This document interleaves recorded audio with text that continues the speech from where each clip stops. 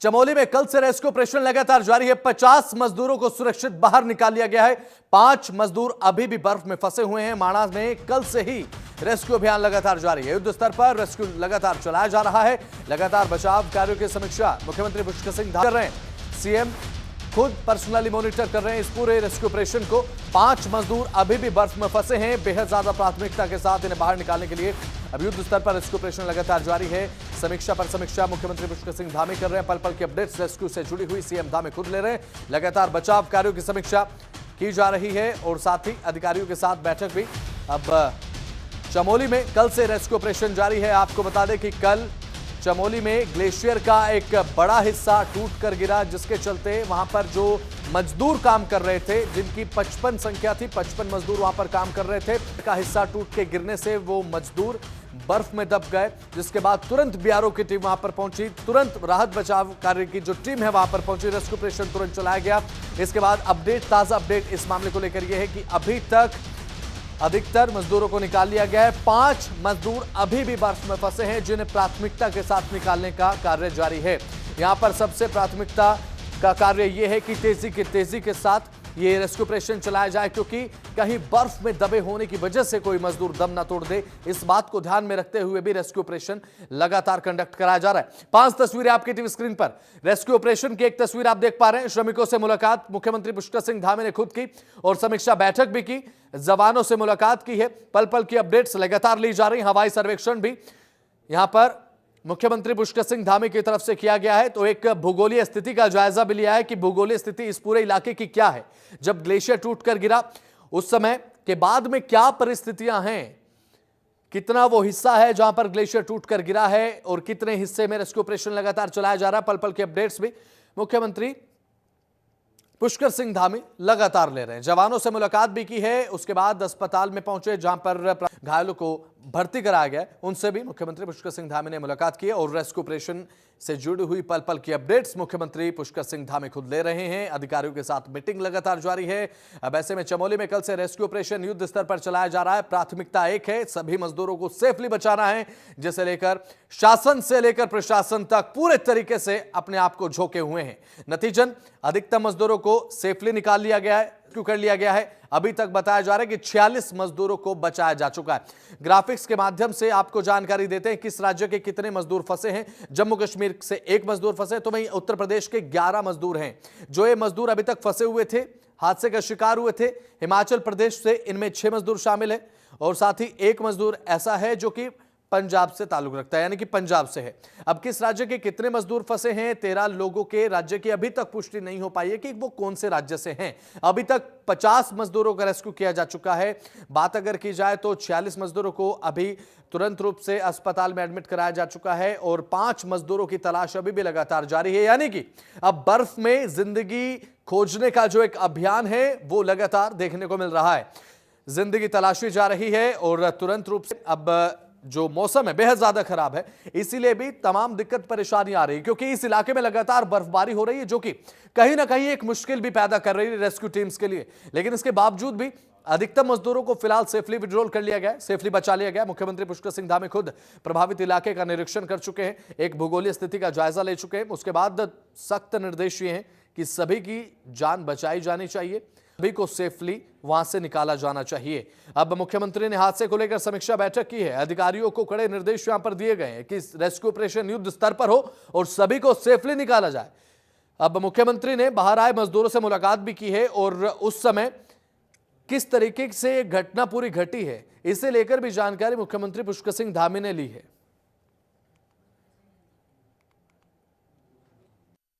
देखिए, जो rescue operation आज सुबह मॉर्निंग 7:38 में हमने स्टार्ट किया था, तो कल की संख्या में 16 का इजाफा हुआ है, 33 से 49 हो गया है और 27 लोगों को हम जोशीमठ आर्मी हॉस्पिटल भी ले आए हैं। सभी के वाइटल स्टेबल हैं, डॉक्टर्स उनको ट्रीट कर रहे हैं अभी। देखिए, 2 तरह से ऑपरेशन चल रहा है। एक तो हेली रेस्क्यू हमारा चल रहा है, जिसमें क्लाउड कवर बीच बीच में चैलेंज हमें दे रहा है और रोड लामबगढ़ से आगे हमारा नेटवर्क थोड़ा प्रॉब्लम कर रहा है, लेकिन बीआरओ ने अवगत कराया है कि वो काफ़ी आगे तक उन्होंने खोल दिया है, 9-10 किलोमीटर्स का स्ट्रेच। तो प्रयास रहेगा अगर रेनफॉल स्नोफॉल नहीं होता है तो बद्रीनाथ धाम तक आज हम रोड खोल लेंगे। कैजुअलिटी को लेकर कोई आंकड़े आ पाए? देखिए, कैजुअलिटी के लिए अभी कोई आंकड़े नहीं आए हैं, डॉक्टर्स ने ऐसा कोई डिक्लेरेशन नहीं किया है। 2 क्रिटिकली इंजर्ड बता रहे हैं हम लोगों को।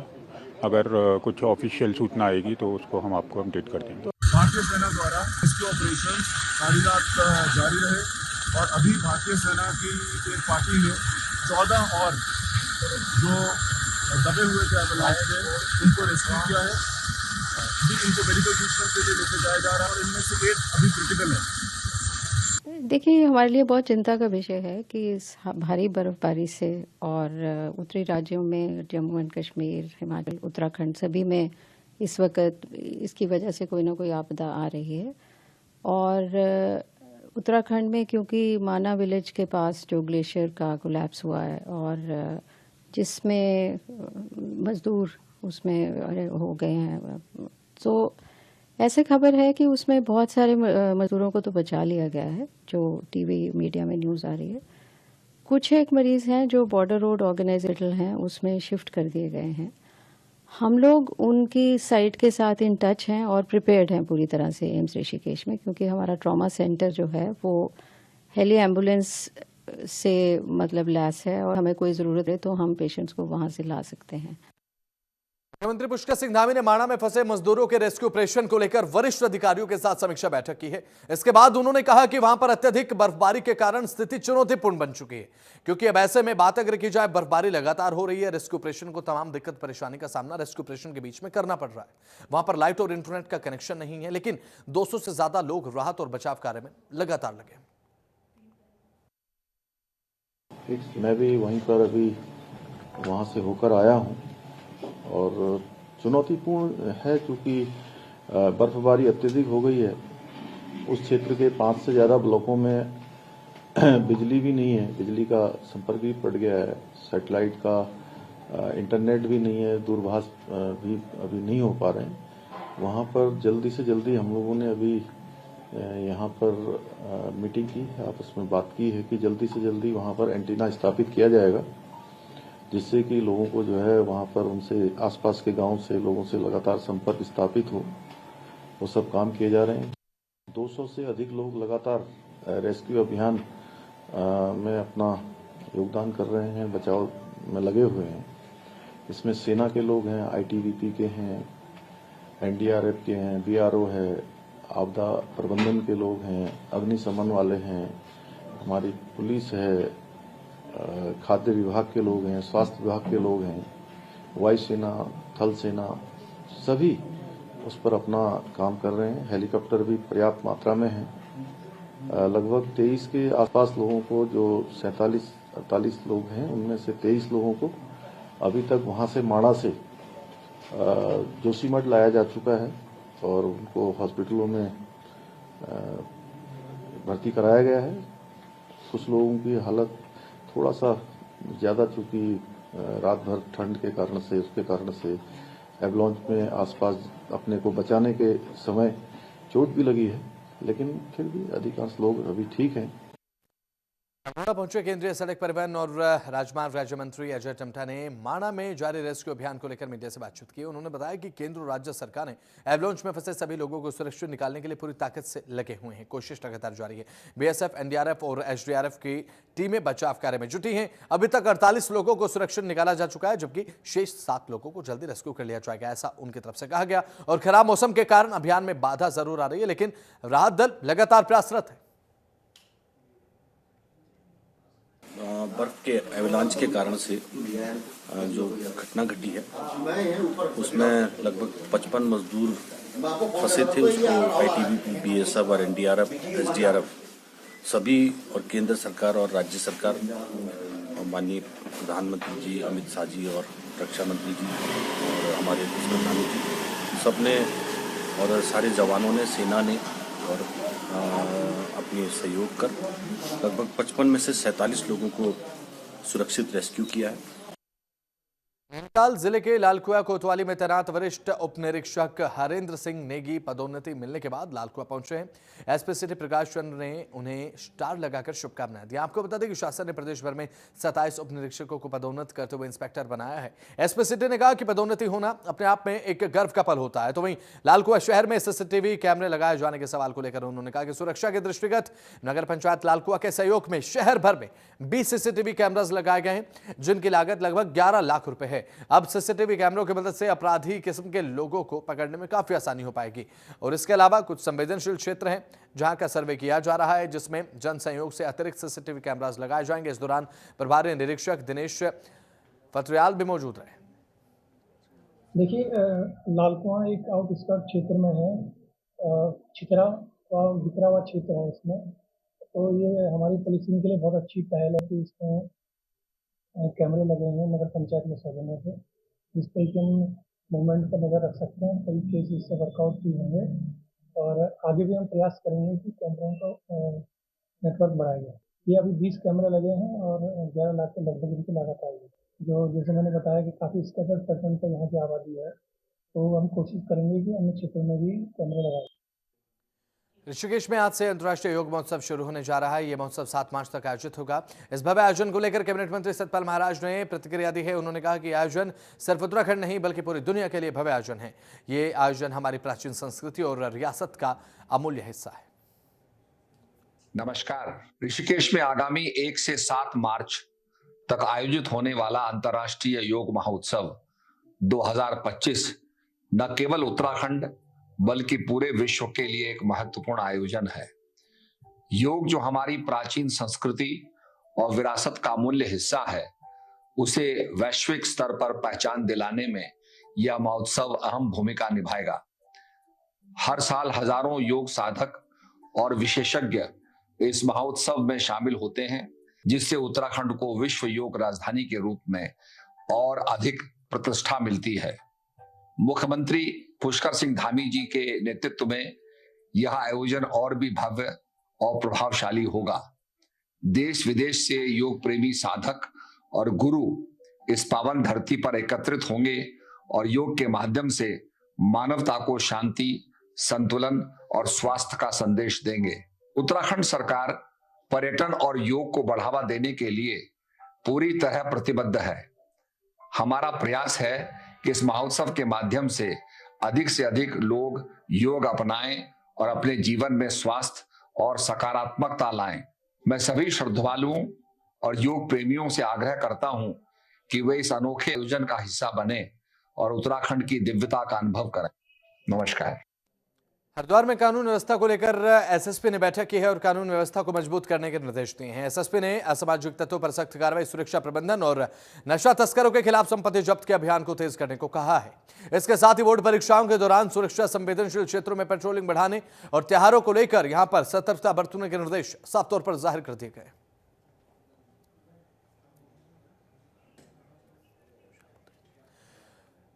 तो खबर है रुड़की से। रुड़की के शाबुद्दीनपुर गांव में बिजली विभाग की लापरवाही सामने आई है। दरअसल पीड़ित का यह कहना है कि दिसंबर के महीने में उसका बिजली बिल 2600 रुपए यानी कि 2600 रुपए था, जो कि जनवरी में 18,026 रुपए बताया गया। तो वही रीडिंग के आधार पर बिजली बिल कम करने की एवज में 5,000 रुपए मांगे गए थे। अब पीड़ित ने 5,000 रुपए न देकर 10,000 रुपए बिजली विभाग में जमा करा दिए, लेकिन इसके बाद भी फरवरी के महीने में 28,000 रुपए का बिल पीड़ित को थमा दिया गया। बिजली विभाग से परेशान पीड़ित युवक अधिकारियों से इंसाफ की गुहार लगा रहा है। पीड़ित का कहना है कि बिजली विभाग से अन्य लोग भी परेशान हैं।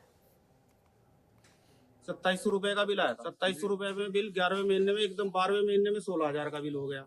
अब मैं कुछ नहीं किया। फिर उसने मीटर वाले ने मेरे को कहा मैं कॉम्प्रोमाइज करवा दूंगा, 5,000 रुपए दे। निकाल के जाता है, नाम तो मेरे को मालूम नहीं उसका।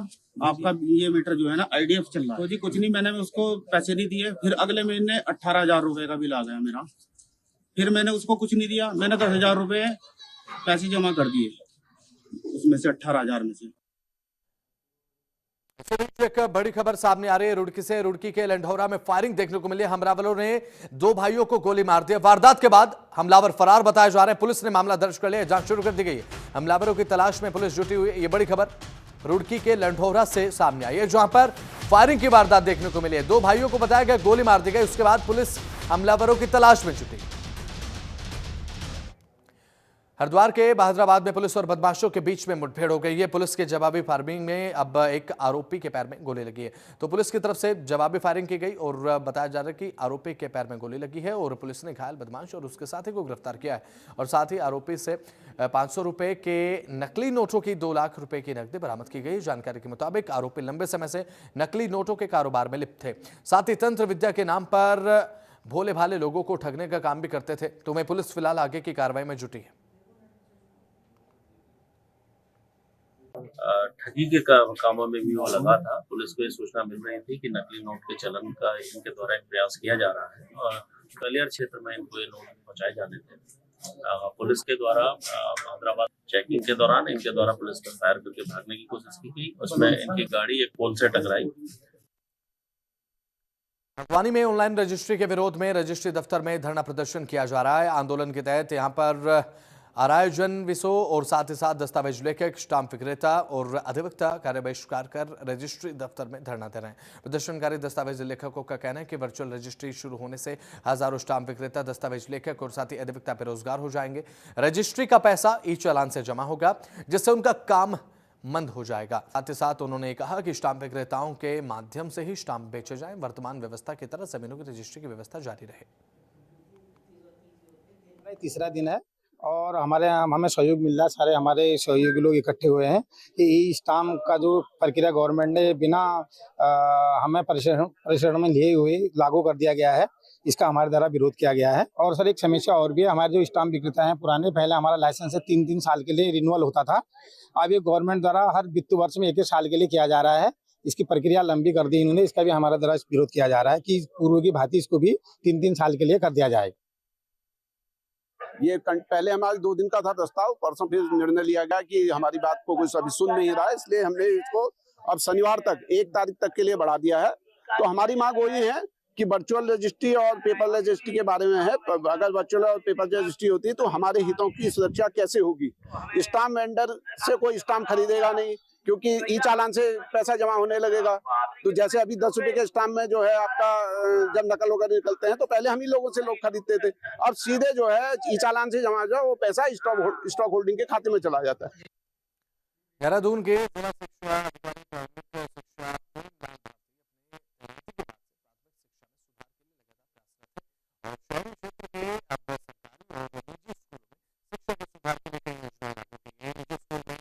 अब कराया जाएगा। जिले के सभी स्कूलों में मूलभूत सुविधाएं विकसित भी की जा रही हैं। जिलाधिकारी देहरादून के माध्यम से सभी स्कूलों में फर्नीचर की समुचित व्यवस्था की जा रही है। सभी स्कूलों में पुराने ब्लैक बोर्ड को अब हटाकर उनकी जगह व्हाइट बोर्ड्स लगाए जा रहे हैं और बिजली और शौचालय, स्वच्छ पेयजल की भी समुचित व्यवस्था की जा रही है। विद्यालयों में बच्चों को भोजन मुहैया कराया जा रहा है ताकि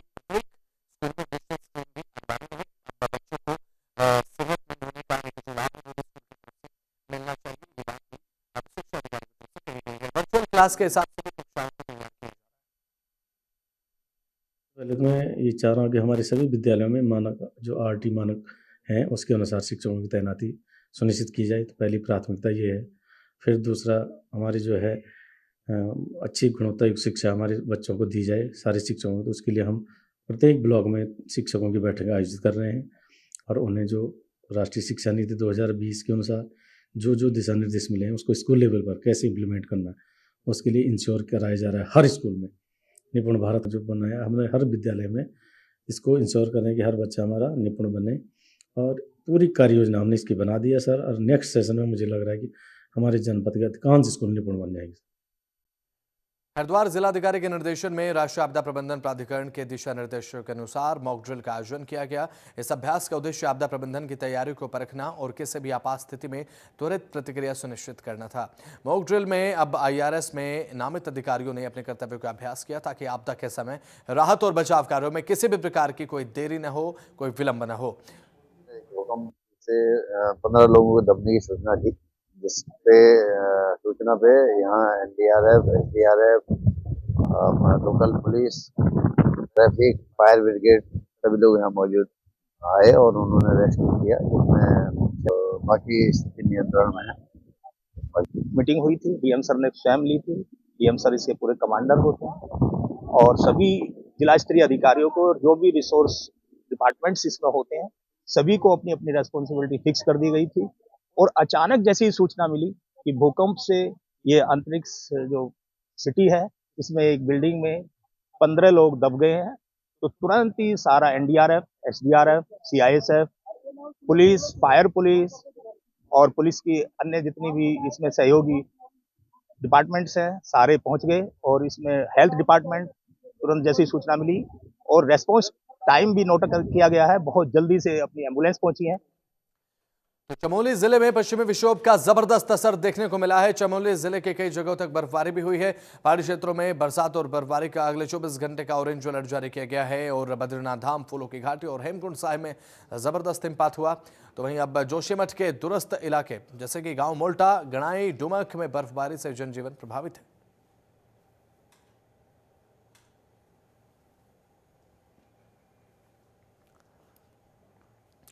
तो वहीं पौड़ी जिले में 2 दिन की बारिश से एक बार फिर से अब शहर में ठंड वापस लौट आई है। ठंड से बचने के लिए लोग अब अलाव का सहारा लेने को मजबूर हैं। बारिश होने के चलते जिले भर में किसान काफी खुश भी नजर आए। जनपद में पहाड़ी क्षेत्रों में बर्फबारी के चलते अब सेब की खेती के काश्तकारों के चेहरों पर रौनक लौट आई है।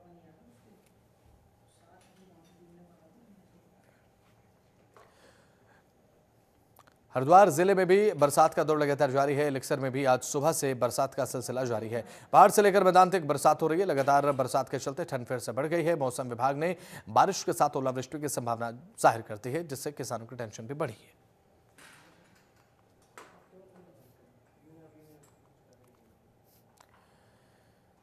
उत्तरकाशी में 2 दिनों से ऊंचाई वाले क्षेत्रों में बर्फबारी और निचले इलाकों में बरसात का सिलसिला देखने को मिल रहा है। लगातार बर्फबारी और बरसात के चलते ठंड का प्रकोप बढ़ चुका है। गंगोत्री धाम में 3 फीट से ज्यादा बर्फबारी पड़ रही है। तो वहीं अब ऐसे में जिलाधिकारी डॉक्टर मेहरबान बिष्ट ने तमाम विभागों को अलर्ट मोड पर रख दिया है।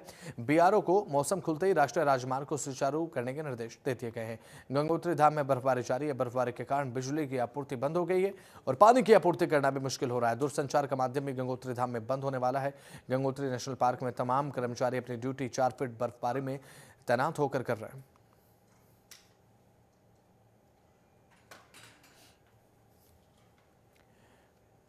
तो चलिए फिलहाल उत्तराखंड के इस खास बुलेटिन में इतना ही। आप देखते रहें जनतंत्र टीवी। नमस्कार।